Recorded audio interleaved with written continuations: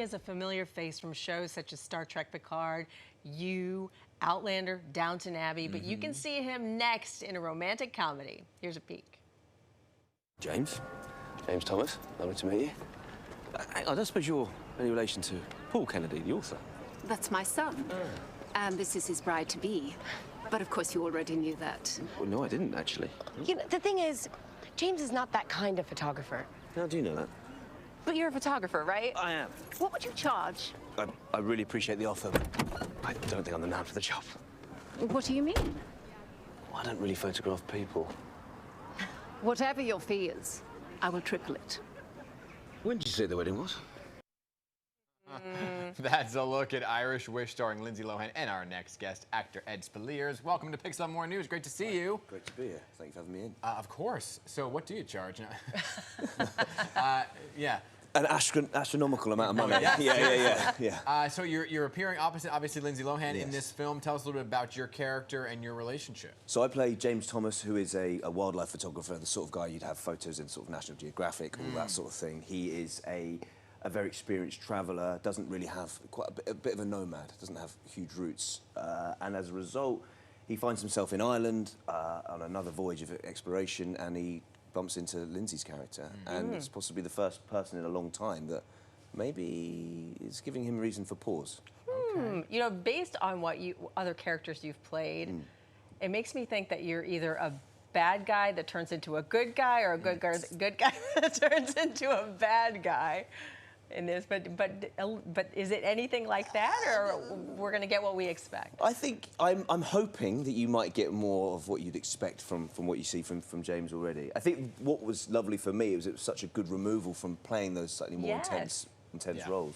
And like to team up with Netflix again was a lovely thing. And actually, I really relished going into this sphere of sort of romantic comedy, and it's a real art form in itself, and I don't think people necessarily appreciate that for what it is. There's a real skill to doing the romantic comedy. I love a rom-com. I love rom-coms. Yeah.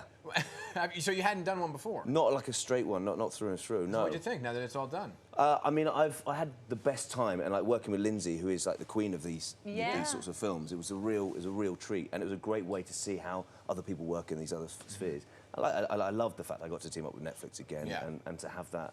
Yeah, we just had a good time. We had a really good time putting it together. I know, you must have laughed the whole time. There was a lot of laughter. Yeah, I mean, I'm quite I like a good joke. I like having a bit of fun. So I was up for that. I was charging around in an old Triumph car, me and Lindsay, and we just got on very well. Is that the car? It was superb. Yes, it's an old, Oh man, how fun! It was really cool. Fun, That's great. Did you drive it? I did. I drove it all over the place. Is I that think stick shift? at Lindsay, stick shift. Yeah, of course, yeah.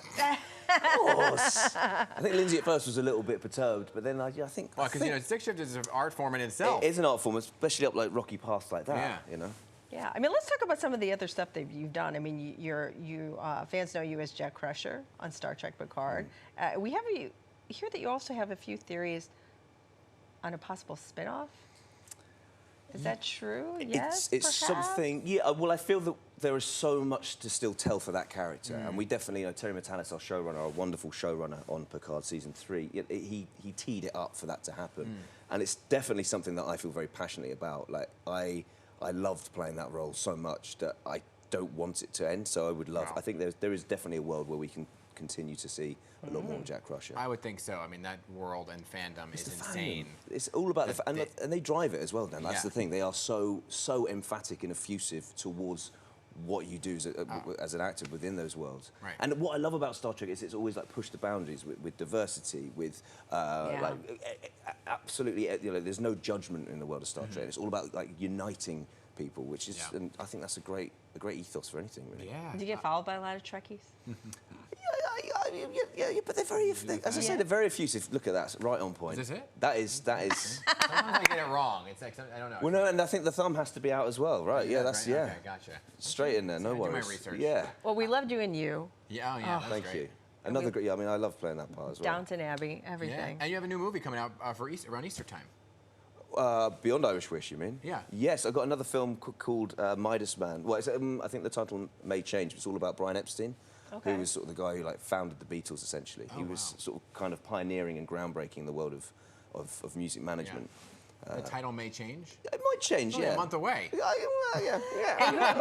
But who do you play in the movie? So I play an American guy called Tex Eddington, who is based on a real character, but not exclusively so. And he was a bit of a hustler, wanted to be an actor, singer. It's going back to my roots of maybe not playing the nicest human beings in the world. But you're here for a few days in the for a city. few days, What are you yeah. planning to do before you take go off? see a I know I should go and see a show. Why did you do that to me? I'd love to go and see a show. If we got time, it's going to be a busy couple of days with the junket and everything. Yeah. But I think, if I should go and see something. Yeah, or maybe come back and be on Broadway one day. That would be lovely. There you go. If you want to put a phone call into anyone, Okay, we will do that. Yeah, that'd be We'll have great. our people call your people. that would be marvellous. Ed, great to have you Thank you here. for having Good me to in. see you. His movie Irish Wish streaming March 15th on Netflix.